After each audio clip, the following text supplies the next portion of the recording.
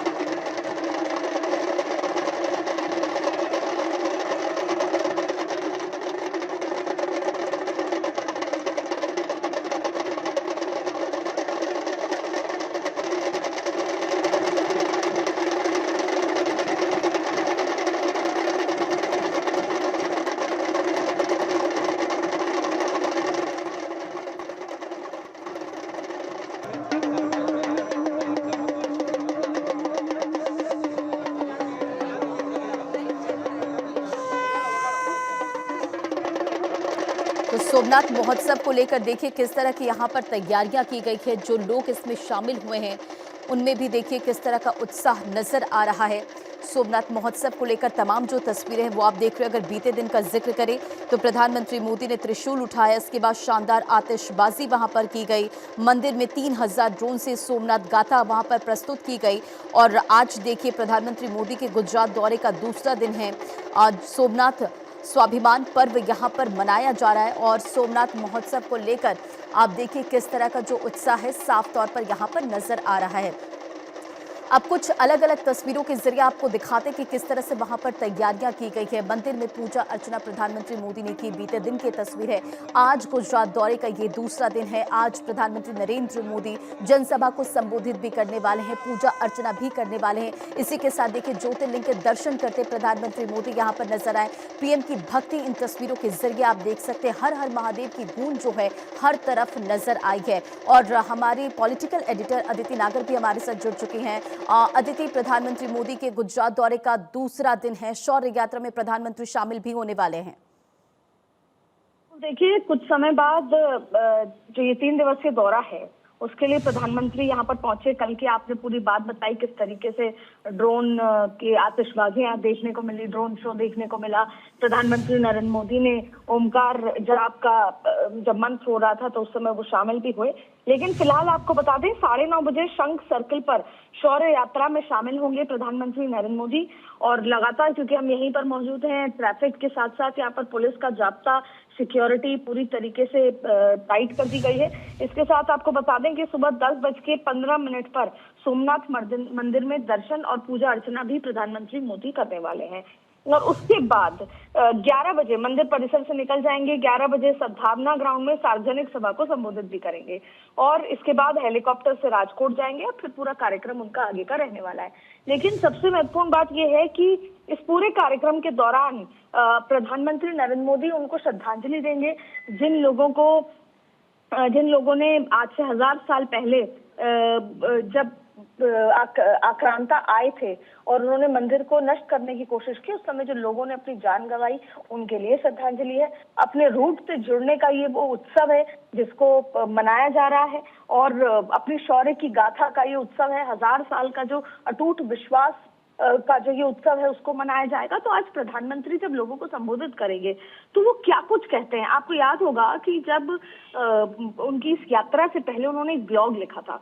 उस ब्लॉग में इस 1000 साल के महत्व को 75 साल जब 1951 में वापस से मंदिर का जीर्णोद्धार हुआ था, शिवलिंग को रखा गए थे, मंदिर में पूजा अर्चना प्राण प्रतिष्ठा हुई थी, उसके बाद से लेकर अब तक 75 साल पूरे हो गए हैं।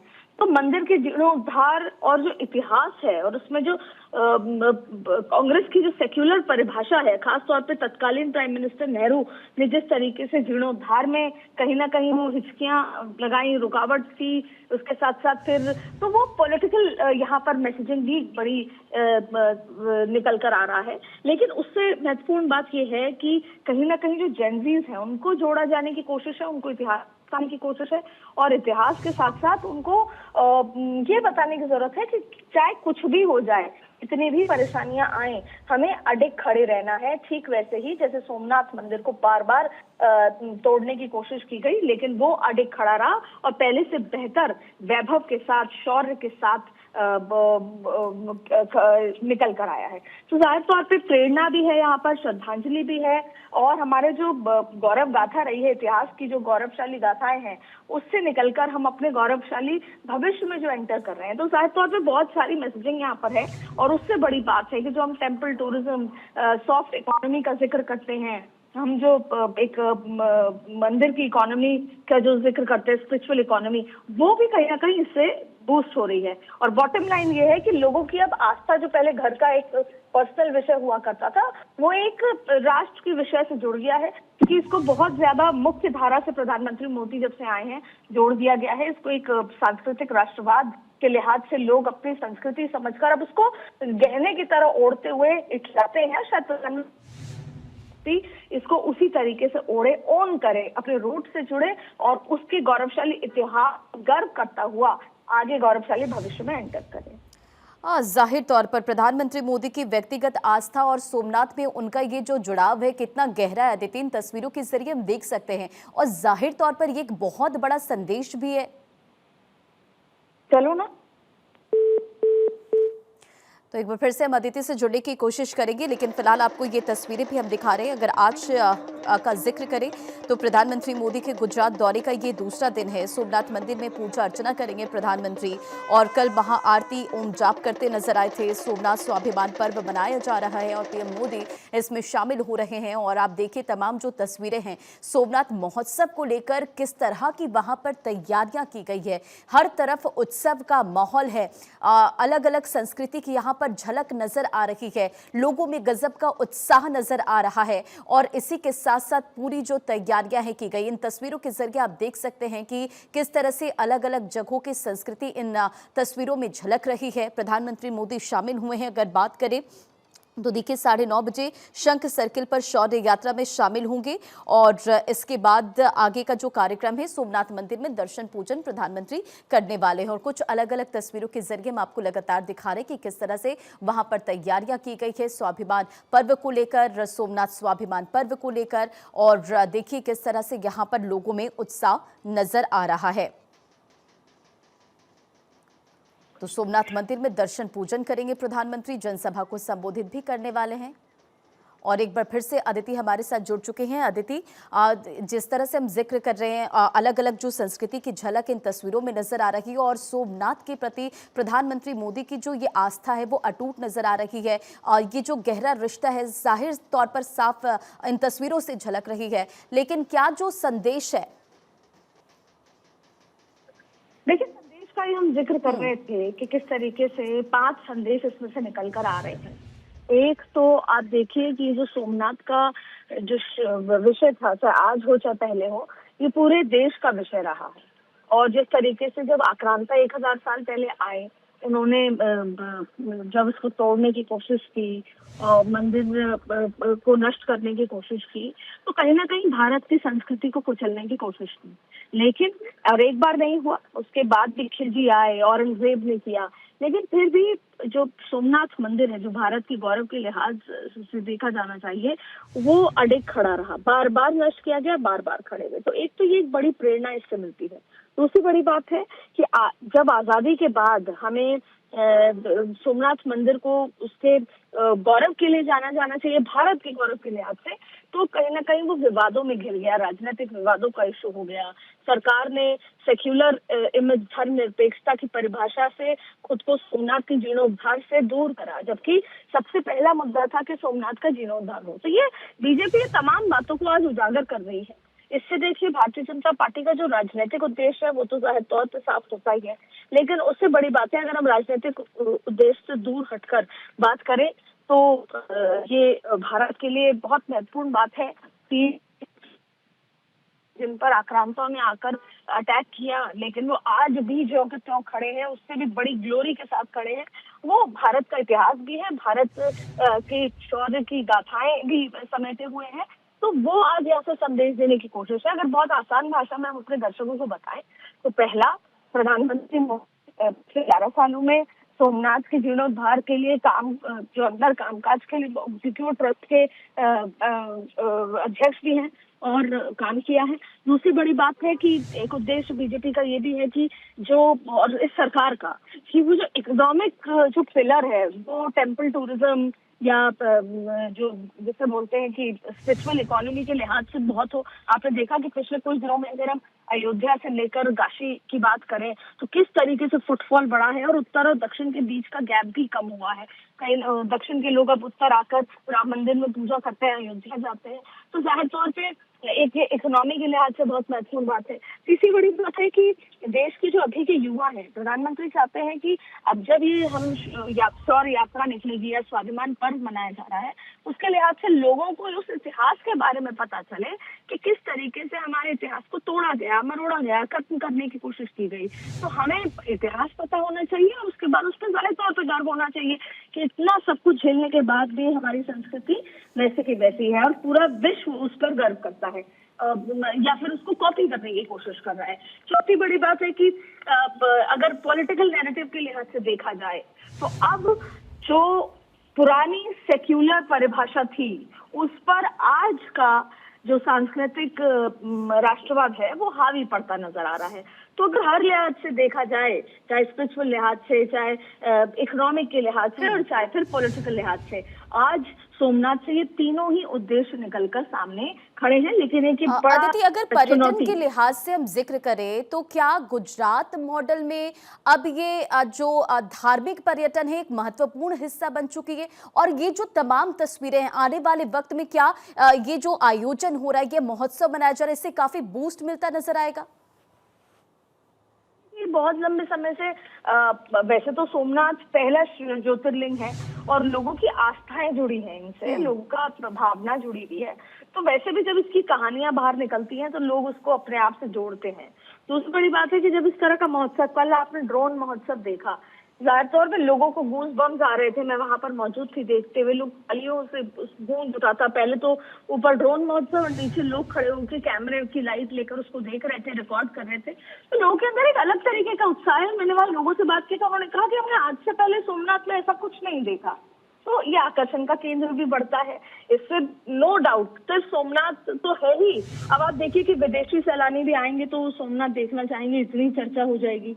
इसके साथ साथ आप देखें कि ये आपने देखा कि अब क्या हो रहा है। मैं आपको एक बहुत महत्वपूर्ण बात यहाँ बताऊं। पहले कॉर्पोरेट, विदेश से जब लोग आते थे और यहाँ पे जो कॉर्पोरेट जगत था वो उनको ताजमहल दिखाने ले जाया करते थे कि भाई काम किया और शनिवार रविवार को वो ताजमहल दिखाने ले जाया करते थे। आपने अक्सर सुना होगा कि फॉरेनर्स को ताजमहल ले जाया जा रहा है। लेकिन अब एक कॉर्पोरेट कल्चर भारत का निकल कर आया जिसमें कहा जाता है कि अयोध्या ले जाना है, अयोध्या दिखाएंगे, कि श्री राम मंदिर दिखाने वाले हैं। तो ये जो शिफ्ट आया है ये अपने आप में बहुत खास है। इससे ये नजर आता है कि किस तरीके से हमारा जो टूरिज्म के लिहाज से बूस्ट मिल रहा है। और आपने अगर डेटा उठा के देखेंगी तो काशी और अयोध्या का जो मंदिर का निर्माण और जो बदलाव हुआ है उसके बाद जिस तरीके का फुटफॉल टूरिज्म जो बढ़ा है, टेम्पल टूरिज्म, वो अपने आप में एक अलग स्तर पर है। तो जो हम इकोनॉमी का जिक्र करते हैं, और भारत तो वैसे भी जैसे हम कहते हैं कि एग्रीकल्चरल कंट्री है, साथ साथ में हम एक स्पिरिचुअल कंट्री है, रिलीजियस कंट्री है। उस तरीके से अगर देखा जाए, हमारा जो पुराण है, पुराने जो तमाम चीजें हैं वो इन्हीं सबसे जुड़ी हुई हैं, और लोगों का आकर्षण भी इसी को लेकर है। आज पूरे विदेश में योगा की बात कर लें, मिलेट्स की बात कर लें, पॉपुलर है, वहां पर इस्तेमाल हो रहा है। वैसे ही आप देखिए कि हरे राम हरे कृष्ण वहाँ पे टेम्पल्स होते हैं, ठीक वैसे ही उनका एक आकर्षण है कि आप विदेशी जब यहाँ पर आते हैं तो वो गोवा ना जाना की जगह वो अयोध्या जाना चाहते हैं, वो काशी जाना चाहते हैं, वो सोमनाथ आना चाहते हैं। तो ये जो शिफ्ट है ये इन सब आयोजनों की वजह से, इन सब पर्व की वजह से भी देखने को मिलती है। तो इकोनॉमी के लिहाज से ये बहुत बड़ा बूस्ट है। भले ही आज नहीं आ रहा, लेकिन आने वाले समय में आपको ये पैरेलल इकोनॉमी, पैरेलल एक पिलर की तरह नजर आने वाला है जो भारत की इकोनॉमी में एक श्रेष्ठ योगदान देगा। अब बिल्कुल अदिति, और प्रधानमंत्री मोदी के धार्मिक स्थलों पर मौजूदगी कितना ये संदेश देती है और इसी के साथ हमारी सांस्कृतिक विरासत को किस तरह से मजबूत करती है, क्योंकि प्रधानमंत्री नरेंद्र मोदी हमेशा इसका जिक्र करते नजर आते हैं कि हम अपनी संस्कृति को किस तरह से होल्ड करते हुए आगे बढ़ें। रंजना, हमने बचपन में देखा, इसका एक घर से उदाहरण ले, हालांकि मैंने आपसे पहले ही कहा था कि वास्ता कोई पर्सनल या घर का विषय नहीं है, ये कि मुख्य धारा में आ चुका है। लेकिन आपने देखा कि जब घर के बड़े जो होते हैं वो उनकी जो दिनचर्या होती है या वो रोज बार बार एक बात कहते हैं, धीरे धीरे हमें कान में जाते जाते वो दिल में उतर आती है, और जब हम बड़े होते हैं तो हम उसी को प्रीच करने लग जाते हैं, हम उसी को फॉलो करने लग जाते हैं। तो ठीक वैसे ही आप देखिए कि प्रधानमंत्री के फॉलोअर जबरदस्त हैं। लोग हर घर में, जैसे कहा गया कि झंडा लगाइए, हर घर में एक तिरंगा लगाया, सबने कहा कि थाली बजाइए, का लाइट जलाइए। प्रधानमंत्री को उस तरीके से माना जाता है। तो अब आप देखिए जब प्रधानमंत्री की मौजूदगी होती है तो लोगों का ये आकर्षण पहले तो, और लोग ये सीखते हैं कि प्रधानमंत्री खुद अपने जड़ों से कितने जुड़े हुए हैं, अपनी संस्कृति से जुड़े हैं। और प्रधानमंत्री चाहते हैं कि युवा जो बहुत ज्यादा इन्फ्लुएंस रहते हैं मोदी जी से, वो भी जुड़े अपनी संस्कृति से। ये क्लब, पब और कॉलेजेस जैसे हम जाते हैं, उसके बाद ये जो तमाम तरीके के हमारे युवा अवस्था की जो चीजें हैं, उसके साथ साथ इस संस्कृति से जुड़ाव लोग, क्योंकि हमने आपने देखा कि हम कॉपी करने के चक्कर में बहुत वेस्टर्न कल्चर की तरफ झुकाव हो जाता है।